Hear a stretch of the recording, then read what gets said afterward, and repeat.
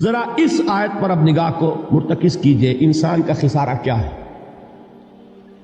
دیکھیے، سب سے پہلے میں آپ کی توجہ دلاؤں گا، ذرا آنکھیں کھول کر قلب حساس کے ساتھ نوع انسانی کا مشاہدہ کیجئے، کیسے کیسے دکھ، کتنی تکلیفیں، کتنی محنت، کتنی مشقت ہے جو ہر انسان کا مقدر۔ قرآن مجید میں ایک مکمل سورت ہے، سورت البلد، اس میں اللہ تعالیٰ نے متعدد قسمیں کھا کر ایک بات کہی، لا اقسم بہذا البلد وانت حل بہذا البلد ووالد وما ولد لقد خلقنا الانسان فی کبد۔ ہم نے انسان کو مشقت ہی میں پیدا کیا، یہ مشقت ہر انسان کا مقدر ہے۔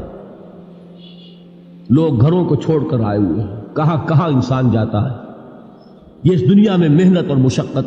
ہاں، ایک مغالطہ ہو جاتا ہے کہ شاید یہ محلوں میں رہنے والے جو ہیں انہیں کوئی مشقت نہیں، انہیں کوئی دکھ نہیں، حالانکہ حقیقت یہ نہیں ہے۔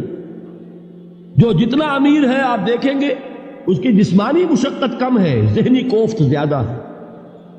ٹرینکولائزرز کی انہیں ضرورت پڑتی ہے، انہیں سیڈیٹیوز چاہیے، خواب آور دوائیں مزدور کو نہیں کبھی ضرورت پڑے گی۔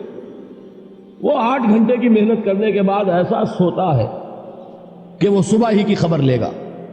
اور یہ وہ لوگ ہیں کہ جن کو ہپنوٹکس، خواب آور دوائیاں، سیڈیٹیوز، مسکن ادویات، یہ سارا لیبلیم اور یہ ویلیم اور یہ فلاں اور یہ فلاں، یہ کت کے ہاں جاتے ہیں؟ ذہنی سکون اور اطمینان انسان کو حاصل نہیں۔ کسی کی جسمانی مشقت ہے، کسی کی ذہنی مشقت۔ میں آپ کو یاد دلانا چاہتا ہوں مہاتما گوتم بدھ کا معاملہ۔ 30 برس کی عمر میں کپل وستو کا شہزادہ محل کو چھوڑ کر نکل گیا، جوان بیوی کو سوتا ہوا چھوڑ کر گیا، شیر خوار بچے کو چھوڑ کر گیا۔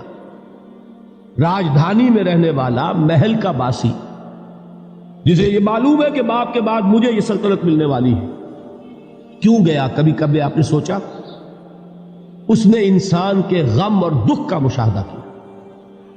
اس نے دیکھا کوئی اندھا ہے، ٹھوکر کھا کر گر رہا ہے، کوئی والدین کھڑے ہوئے رو رہے ہیں اور ان کی نگاہوں کے سامنے ان کا نہایت محبوب بچہ دم توڑ رہا ہے اور وہ کچھ نہیں کر سکتا۔ اس نے سوچا یہ صدمہ کیوں ہے انسان کا، یہ دکھ اس کا مقدر کیوں ہے؟ اس صدمے سے، اس دکھ سے نجات پانے کی بھی کوئی شکل ہے کہ نہیں؟ انسانوں کی ایک عظیم اکثریت، شاہ ولی اللہ دہلوی رحمۃ اللہ علیہ کے الفاظ ہیں کہ وہ لدو اونٹ اور کولو کا بیل بن کر زندگی بسر کرتی ہے۔ جو 8 گھنٹے تک اینٹیں ڈھو رہا ہو، اس شخص کا تصور کیجیے آپ، وہ واقعی انسان ہے یا حیوان بن گیا ہے؟ اور 8 گھنٹے کی اس محنت کے بعد بھی ہو سکتا ہے کہ 2 وقت کی روٹی اسے پوری نہ ملے۔ اور یہ تو ہو سکتا ہے، نہیں ہوتا ہے، کہ اگر بچہ بیمار پڑ گیا ہے تو شاید کوئی برتن بیچے بغیر اس کی دوا کا سامان نہ کر سکے۔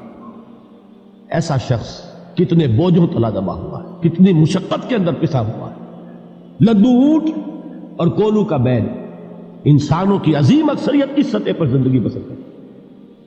لیکن آپ کو معلوم ہے کہ کولو کے بیل کے لیے مشقت ہی مشقت ہے، اس کے احساسات یہ نہیں ہیں جو کہ ان سے انسان کو جو صدمہ پہنچتا ہے۔ ایک بیل کو اس سے کوئی غرض نہیں کہ اس کا کوئی بچہ بھی تھا کہ نہیں تھا، اس کو کوئی بخار ہوا ہے یا کیا ہوا ہے، اس صدمے سے وہ بیل بچا ہوا ہے۔ گھوڑے کو کوئی پتہ نہیں کہ میرا بھی کوئی اولاد میری ہے یا نہیں ہے اور مجھے اس کا کوئی صدمہ ہے یا دکھ ہے، کوئی پتہ نہیں۔ لیکن انسان کا معاملہ یہ ہے کہ والدین کو جو جو دکھ دیکھنے پڑتے ہیں اپنے بچوں کے لیے، اپنی اولاد کے لیے۔ رات کی نیند ہے حرام ہے اس لیے کہ بچہ بخار میں تپ رہا ہے یا درد سے تڑپ رہا ہے، لہذا نہ ماں سو سکتی ہے نہ باپ سو سکتا۔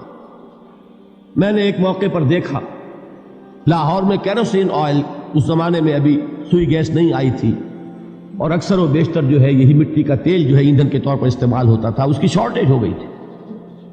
تو کئی فرلانگ لمبی قطاریں لگتی تھی ان دکانوں کے باہر، ڈپو کے باہر، اور ایسے منظر بھی کہ ایک خاتون برقع پوش، ایک گود میں بچے کو لیے ہوئے، ایک کی انگلی پکڑے ہوئے، بوتل ہاتھ میں لیے ہوئے تیل کے لیے، اور کئی گھنٹے کھڑی ہے دکان۔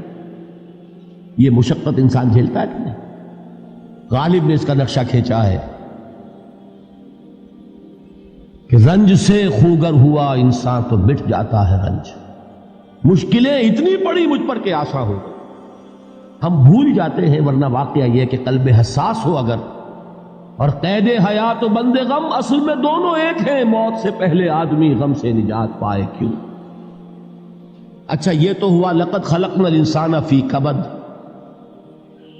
حیوانات کا معاملہ ایک اور اعتبار سے آسان ہے. ان سے کوئی محاسبہ بھی ہے کیا؟ کوئی جواب دہی بھی ہے؟ کوئی ان کو اللہ کے حضور میں کھڑے ہو کر اپنے اعمال کا حساب بھی دینا؟ نہیں. انسان کی یہ ٹریجڈی ہے، یہ المیہ ہے انسان. اس کو بھی قرآن مجید کی ایک سورت میں قسمیں کھا کر اذا السماء انشقت، اس کے بعد کیا فرمایا؟ یا ایھا الانسان انک کادح الی ربک کدحا فملاقیہ. اے انسان، تیرا المیہ، تیری ٹریجڈی اس سے کہیں بڑھ کر ہے. تجھے صدمے پر صدمے جھیلتے ہوئے، مشقت پر مشقت برداشت کرتے ہوئے ایک روز اپنے رب کے حضور میں بھی کھڑا ہوگا، جواب دہی بھی کرنی. اس دن کے حساب سے، اس دن کے احساس سے جو بڑے بڑے ہماری امت کے عظیم جو گلے سرسبد ہیں، ان کا یہ حال آپ نے پڑھا ہوگا. حضرت ابوبکر صدیق رضی اللہ تعالی عنہ وہ ایک عجیب کیف کے عالم میں فرمایا کرتے تھے، کاش میں درختوں پر چہچہاتی ہوئی چڑیا ہوتا جس سے حساب کتاب نہیں ہو.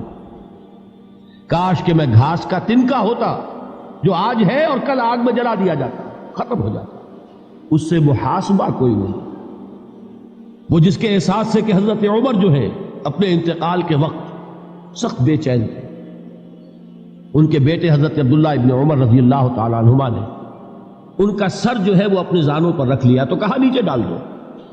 ایک عجیب بے کلی اور بے چینی. انہوں نے کہا ابا جان آپ کیوں پریشان ہیں؟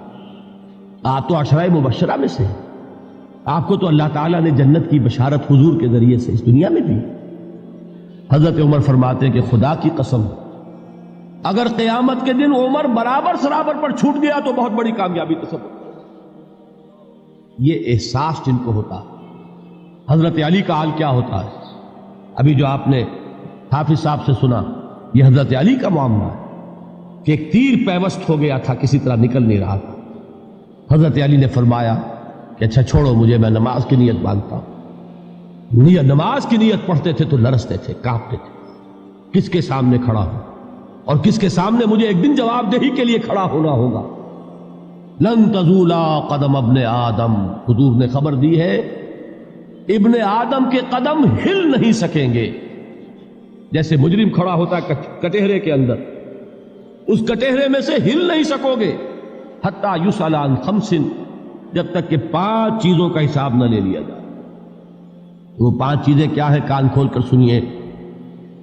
عن عمرہ فیما افناہ، عمر کا حساب دو. یہ 80 برس اور 70 برس ہم نے تمہیں دنیا میں دیے، کہاں ضائع کیے؟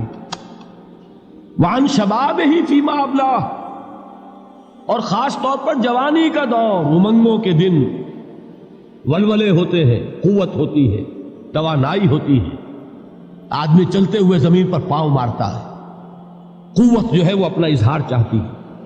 یہ جوانی کہاں گلائی؟ حساب دو، ایک ایک لمحے کا حساب دو. وَعَن مَالِهِ مِنْ أَيْنَ اكْتَسَبَهُ وَفِيمَا أَنْفَقَهُ، ایک ایک پائی کا حساب دو. مال کا کہاں سے کمایا تھا، حلال سے کہ حرام سے، اور کہاں خرچ کیا تھا، گل چھروں میں، عیاشیوں میں، یا نیکی کے کاموں میں، ادائے حقوق اللہ کے دین کے لیے. 4 سوال ہو گئے. 2 زندگی کے بارے میں، ایک زندگی پوری بحیثیت مجموعی کہاں کس کام میں لگائی، اور خاص طور پر شباب کا دور کہاں لگایا. 2 سوال مال کے بارے میں، کمایا کہاں سے، حلال سے کہ حرام سے، جائز سے کہ ناجائز سے، خرچ کہاں کیا. اور آخری سوال وعما عمل فیما علم، جو علم حاصل کیا تھا اس میں عمل کتنا کیا. علم کے انبار لگاتے چلے گئے اور عمل کے آغاز کی بھی نوبت نہ آئی. یہ علم جو ہے یہ اس روز سب سے بڑا وبال بن جائے گا. اتنا علم اور عمل کچھ نہیں، بجائے کہ کریڈٹ کا ذریعہ بنے یہ الٹا ڈیبٹ کا کھاتہ بن جائے. یہ جواب دہی کا احساس ہے کہ جس کی وجہ سے انسان کی ٹریجڈی جو ہے وہ دوہری ہے. کوئی حیوان اتنے بوجھ تلے نہیں. مشقت کی، محنت کی، اس زندگی میں ختم ہوئے، اس کے بعد کوئی محاسبہ نہیں. اس کو بھی غالب نے خوب کہا ہے کہ اب تو گھبرا کے یہ کہتے ہیں کہ مر جائیں گے، اور مر کے بھی چین نہ پایا تو کدھر جائے. یہ ہے وہ ہیومن ٹریجڈی